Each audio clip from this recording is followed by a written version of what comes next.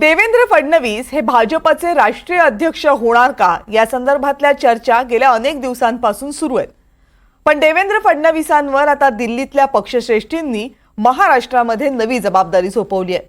आगामी विधानसभा निवडणुकीमध्ये फडणवीसच भाजपचे कॅप्टन असतील, पण या कॅप्टन समोर अडथळ्यांची एक प्रचंड मोठी फळी असणार आहे।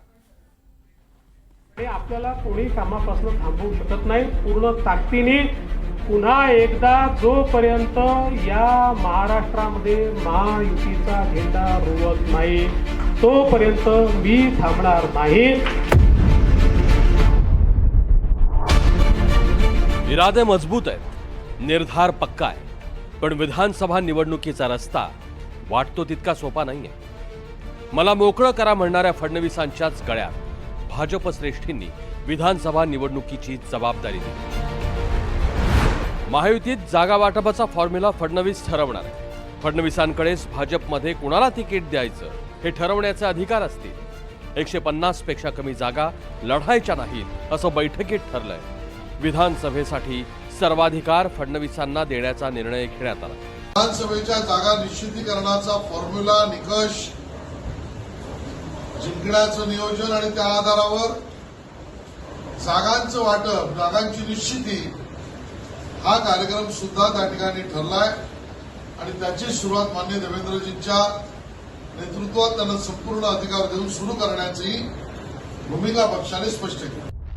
विधानसभेसाठी भाजपचे बॉस फडणवीसच आहे, मात्र फडणवीसांच्या डोक्यावरचा मुकुट काटेरी आहे, कारण त्यांच्यासमोर आव्हानांचा डोंगर असणार आहे। आव्हान क्रमांक 1, मराठा आंदोलन।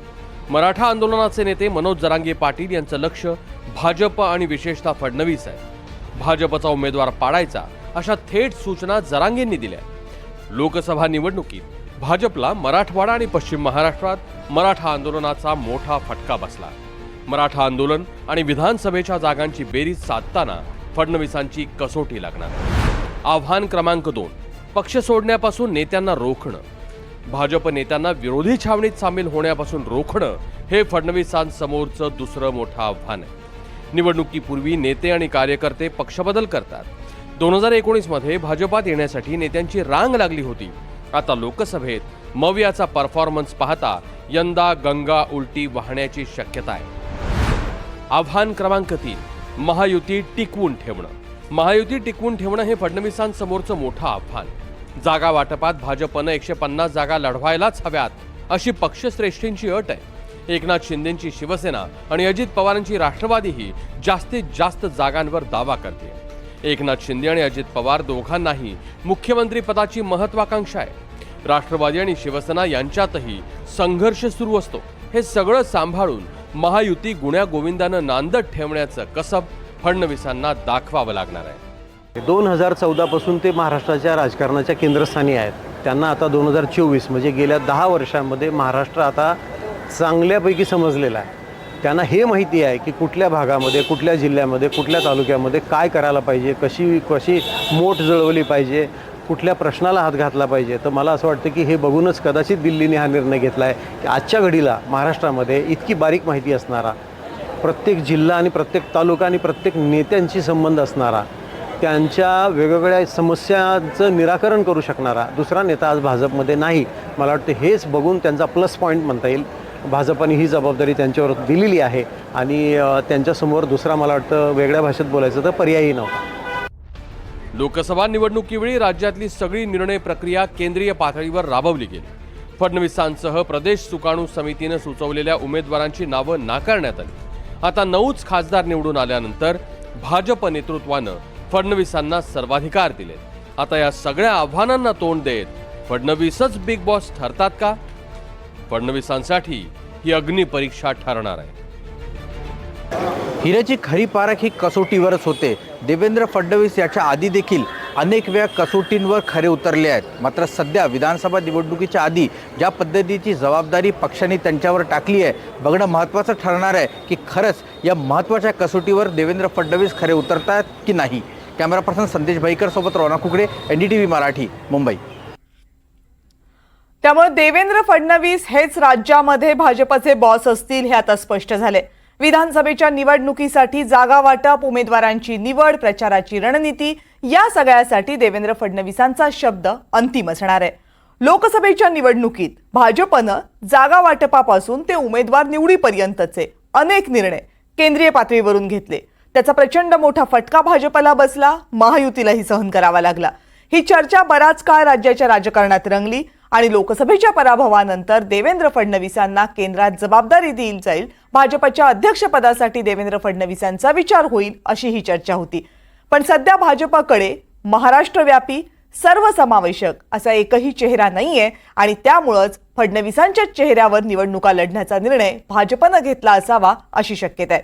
देवेंद्र फडणवीसच जर बॉस असतील तर मग महायुतीतल्या इतर पक्षांची भूमिका काय असेल? RSS नेमकी कशी रिॲक्ट होणार? असे अनेक प्रश्न उपस्थित होत आहेत. याच प्रश्नांची उत्तरं जाणून घेण्यासाठी आता आपल्यासोबत आहेत ज्येष्ठ राजकीय विश्लेषक रविकिरण देशमुख सर. सर, खूप खूप स्वागत आहे तुमचं NDTV मराठीमध्ये. पहिला प्रश्न आजच्या दिवसामधली ही सगळी चर्चा बघितल्यानंतर उपस्थित होतोय की देवेंद्र फडणवीस यांच्याकडे महाराष्ट्राची सूत्र देणं ही भाजपची खेळी आहे की भाजपची अपरिहार्यता आहे?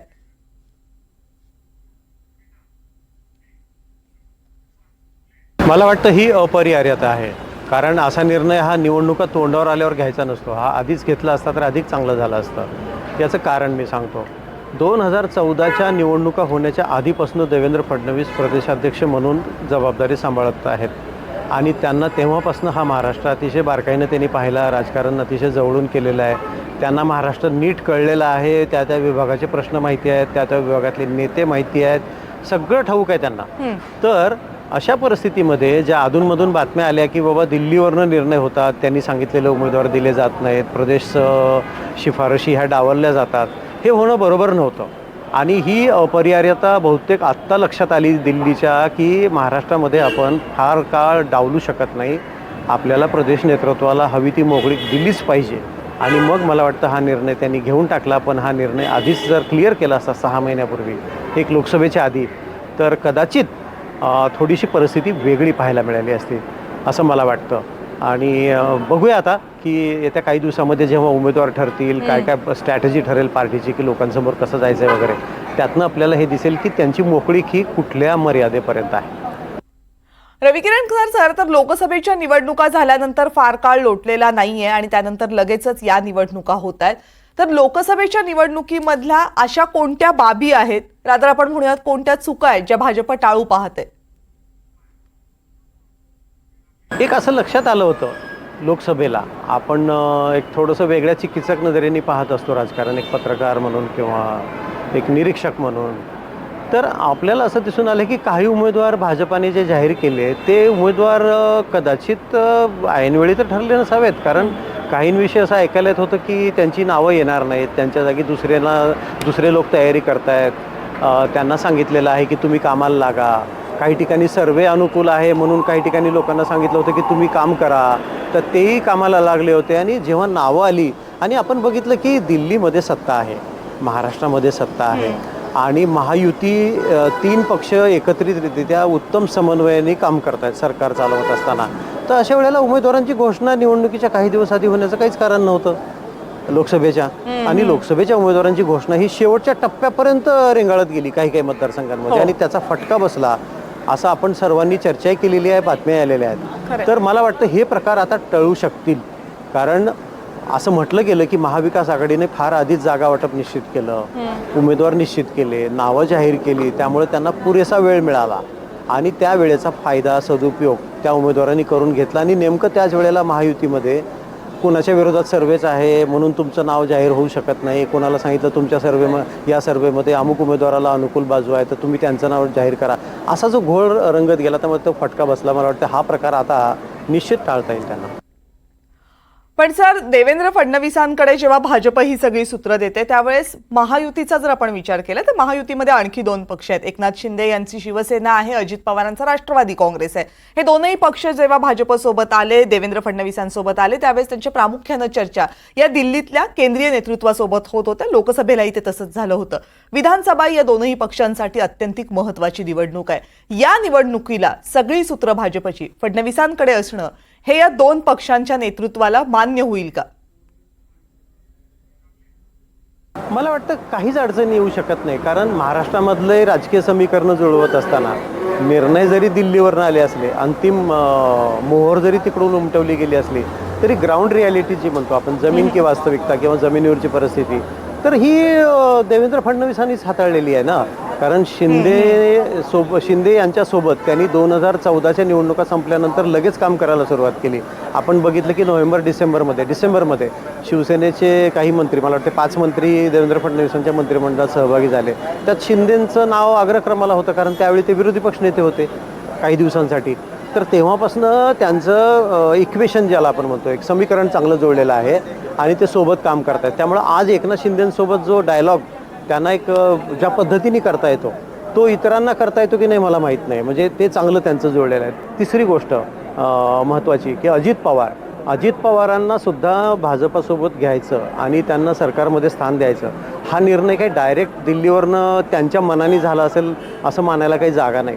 महाराष्ट्रामध्ये अजित पवारांसोबत तुम्हाला काम करायचं आहे, तर हे काम करत असताना त्यांची तयारी बघूनच वर दिल्लीत निर्णय झालाय ना, की काम करताना तुम्हाला काय अडचण येईल का, किंवा तुम्ही त्यांच्यासोबत जुळवून काम करू शकाल का.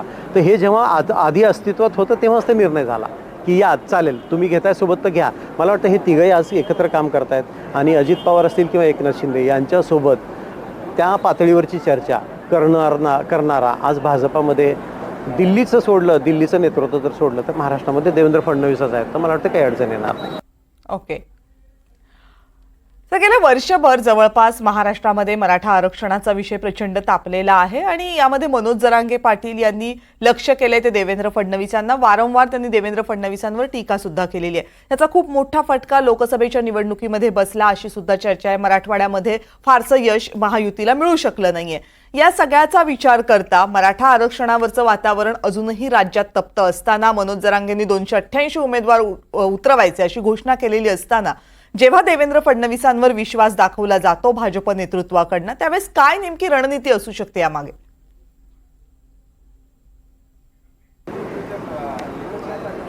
मला वाटतं की या प्रश्नाचा नीट अभ्यास भाजपच्या केंद्रीय नेतृत्वाने केलाच असणार, कारण त्यांच्याकडे मतदारसंघनिहाय डेटा तयार असतो आणि भाजपा हा इतर कुठल्याही पक्षापेक्षा निवडणुकीची तयारी सतत करत असतो. अतिशय अपडेटेड असा हा पक्ष आहे.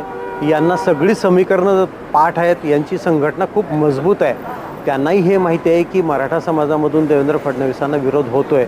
तरीही मला असं वाटतं की मराठा समाज जर एक क्षणभर बाजूला ठेवला तर इतर सगळ्या समाजांना मान्य होईल. इतर सगळ्या समाजांची मतं एकत्रित करू शकण्याची ताकद असलेला आज भाजपामध्ये दुसरा कोणी नेता आहे का, याची चाचपणी केंद्रीय नेतृत्वाने केलीच असणार. जेव्हा त्यांच्या लक्षात आलं असेल की मराठा समाज जर समजा आपण बाजूला ठेवला तर इतर सगळे समाज, मग ज्यात ओबीसी आले, वंचित आणि मागासलेले समाज आले, या सगळ्यांना एकत्रित आणणारा कोण चेहरा आहे आपल्याकडे आज? तसं नेतृत्व आज आपल्याला तयार करायला वेळ नाही आहे. तर मला वाटतं कदाचित हा विश्वास त्यांनी दाखवलेला आहे की आपण हे परत एकदा यामध्ये काम करूया आणि हे जबाबदारी आपण फडणवीसांकडेच देऊया. मला वाटतं या पातळीवरच हा निर्णय झाला असणार. राहिला प्रश्न मराठा समाजामध्ये विश्वास निर्माण करण्याचा, कुठलाही पक्ष कुठल्याही क्षणाला कुठली तरी आव्हानं फेस करतच असतो. आयडियल सिच्युएशन राजकारणामध्ये कधीच नसते. जी परिस्थिती आज फडणवीसांच्या बाबतीत आहे ती परिस्थिती आज थोड्याफार फरकाने इतर पक्षातल्या बड्या नेत्यांसमोर आहे. त्यांनाही कुणाचा तरी विरोध असतोच. त्यामुळे मला असं वाटतं की पक्ष काय आणि राजकारण काय हे रोज असे नवीन नवीन प्रयोग करून चालत असतात. मला वाटतं यामध्ये काहीतरी सोल्युशन येत्या काही दिवसामध्ये ते काढतील. सर, जेव्हा गेल्या काही दिवसांमधला भाजपमधलं किंवा महायुतीमधल्या ज्या प्रमुख चर्चा राहिल्या त्यातली एक मुख्यतः चर्चा राहिली ती लोकसभेच्या निवडणुकांनंतर RSSनं राष्ट्रवादी काँग्रेसच्या महायुतीमधल्या समावेशावर केलेलं भाष्य. सहसा असं होत नाही पण तेच झालं आणि त्यामुळे आता हे सगळं असताना आणि राष्ट्रवादी काँग्रेस ही महायुतीचा भाग असताना देवेंद्र फडणवीसांकडे पुन्हा एकदा सूत्र जाताना RSSची भूमिका जर विधानसभा निवडणुकांत येणाऱ्या तोंडावरच्या लक्षात घेतल्या तर काय असू शकते? आता आपण बऱ्याचदा हे असं ऐकलेलं आहे की RSS दैनंदिन राजकारणामध्ये भाग घेत नाही. RSSची आयडिओलॉजी थोड्याफार प्रमाणात भाजपा राबवत असेल, त्यांची भूमिका राबवत असेल, परंतु दैनंदिन राजकारण कसं करावं हे RSS कडून रोज सांगितलं जात असेल याच्यावर माझाही विश्वास बसत नाही. मला तर खरं आश्चर्य तेव्हा वाटलं की जेव्हा ऑर्गनायझर असेल किंवा पांचजन्य असेल याच्यामधून ते लेख आले. खरं तर RSSची भूमिका ही राजकारणापासून थोडीशी अलिप्तच असते. संघटनेचं बळ सगळेच वापरतात, त्याला तर पर्याय नाहीच आहे. कारण भाजप ज्या विचारधारेचा प्रसार करतो तीच विचारधारा RSSची आहे. तर ग्राउंडवर काम करणं वेगळं, पण प्रत्यक्ष राजकारणात रोज सूचना किंवा उपदेश करणं वेगळं. RSSनी याच्या आधी रोज राजकारणामध्ये कधी उपदेश किंवा सूचना केलेल्या पाहायला मिळाल्या नाहीत. म्हणजे थोडंसं मी मागे घेऊन जातो तुम्हाला की 1995 ते 99च्या राजकारणामध्ये त्यावेळीसुद्धा भाजपाचा विस्तार करत असताना त्यांच्या लक्षात आलं की पश्चिम महाराष्ट्रामध्ये आपल्याला हवे तसे चेहरे मिळत नाही आहेत. तेव्हा त्यांनी प्रतापसिंह मोहिते पाटील माळशिरसचे म्हणजे विजयसिंह मोहिते पाटलांचे भाऊ उदयनराजे भोसले यांना त्यावेळी घेतलं होतं सोबत, आणि त्यावेळी उदयनराजेंना राज्यमंत्री केलं होतं. प्रतापसिंह मोहिते पाटील राज्यमंत्री होते. तर मला वाटतं की त्यावेळी काही रोज तसंच मार्गदर्शन त्यावेळी होत नसेल. आता ते का झालं हे समजायला मार्ग नाही. पण मला वाटतं की भाजपचे जे सगळे धुरीण आहेत, ज्येष्ठ मंडळी, ते RSSला सांगण्यासाठी सक्षम आहेत की राजकारण करत असताना वस्तुस्थितीला पाहून, जमिनीवर काय वास्तव आहे हे पाहून आम्हाला निर्णय घ्यावे लागतात. अन्यथा मला सांगा, हे 2 लेख आले आणि आपण पण चर्चा करायला लागलो की RSS नाराज आहे, राष्ट्रवादीला का घेतलं सोबत. पण राज्यसभेची उमेदवारी सुनेत्रा पवारांना दिलीच ना. यावेळी भाजपच्या राष्ट्रीय नेतृत्वाने विचार केला नसेल असं कसं म्हणता येईल. आता उद्या पियुष गोयल आणि यांच्या 2 जागा ज्या रिक्त झाल्यात, उदयनराजे लोकसभेला गेले, पियुष गोयल लोकसभेला गेले, पोटनिवडणूक आहेत. इथे सुद्धा अजित पवारांना एक जागा देण्याचा शब्द त्यांनी दिला आहे. मग अशा वेळी हे थांबवता आलं असतं, पण थांबू शकत नाहीत ते. मला वाटतं दोन्ही त्यांच्या समान पातळीवर वेगवेगळ्या पद्धतीने काम करतात. या चर्चेच्या शेवटाकडे येताना सर, मी 2014च्या अगोदर तुम्हाला घेऊन जाते, जेव्हा राज्यामध्ये भाजपचं सरकार नव्हतं. 2014 अगोदर जर भाजपचं नेतृत्व आपण पाहिलं, प्रामुख्यानं जेव्हा देवेंद्र फडणवीस हे विरोधी पक्ष नेते होते, वेगवेगळ्या घोटाळ्यांच्या बाबतीत देवेंद्र फडणवीस खूप बोलत होते, तर त्यावेळेसचं जे नेतृत्व होतं ते सर्वसमावेशक नेतृत्व होतं. एकत्रित सगळे नेते काम करत होते, वेगवेगळ्या प्रांतातले नेते होते, भागातले होते, जे राज्यस्तरावर नेतृत्व करत होते. आता ते दिसत नाहीये कुठेतरी. तर भाजपचं हे सर्वसमावेशक नेतृत्व संपुष्टात येऊन आता एककेंद्री नेतृत्वाकडे महाराष्ट्रामध्ये भाजपचा हा प्रवास सुरू झालाय.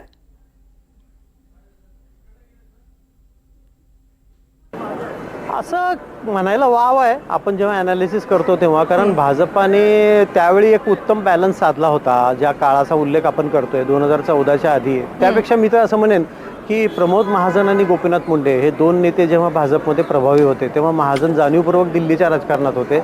महाराष्ट्राचे ते प्रभारी असायचे, कायमचे प्रभारी होते ते, आणि सगळ्या महाराष्ट्रातले सगळे महत्त्वाचे निर्णय त्यांना विचारून घेतले जात होते. आणि गोपीनाथ मुंडे महाराष्ट्राचं राजकारण करत होते. तो उत्तम समन्वय.